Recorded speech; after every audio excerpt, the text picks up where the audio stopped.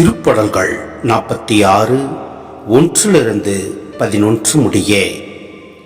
கடவுள் நமக்கு அடைக்கலமும் ஆற்றலுமாய் உள்ளார். இடுக்கணுற்ற வேளைகளில் நமக்கு உற்ற துணையும் அவரே. ஆகையால் நில உலகம் நிலை குலைந்தாலும், மலைகள் ஆழ்கடலில் அதிர்ந்து நடுங்கினாலும், கடலின் அலைகள் கொந்தளித்து பொங்கினாலும், அவற்றின் பெருங்கால் குன்றுகள் அதிர்ந்து நடுங்கினாலும் எங்களுக்கு அச்சம் என்பதே இல்லை. ஆறு ஒன்று உண்டு, அதன் கால்வாய்கள் உன்னதரான கடவுளின் திரு உறைவிடமான நகருக்கு பேரின்பம் அளிக்கின்றன. அந்நகரின் நடுவில் கடவுள் இருக்கின்றார். அது ஒருபோதும் நிலை குலையாது. வைகரை தோறும் கடவுள் துணை அதற்கு உண்டு.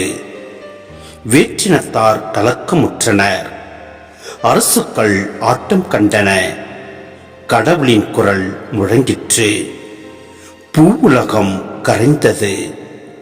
படைகளின் ஆண்டவர் நம்மோடு இருக்கின்றார். யாக்கோப்பின் கடவுளே நமக்கு அரண்.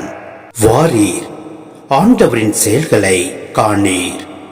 அவர் உலகில் ஆற்றியுள்ள திகைப்பூட்டும் நிகழ்ச்சிகளை பாரீர். உலகின் கடை எல்லவரை போர்களை தடுத்து நிறுத்துகின்றார். வில்லை ஒடிக்கின்றார், ஈட்டியை முறிக்கின்றார், தேர்களை தீக்கு இரையாக்குகின்றார். அமைதி கொண்டு நானே கடவுள் என உணர்ந்து கொள்ளுங்கள். வேற்றினத்தாரிடையே நான் உயர்ந்திருப்பேன். பூ உலகில் நானே மாட்சியுடன் விளங்குவேன். படைகளின் ஆண்டவர் நம்மோடு இருக்கின்றார். யாக்கோப்பின் கடவுளே நமக்கு அரண்.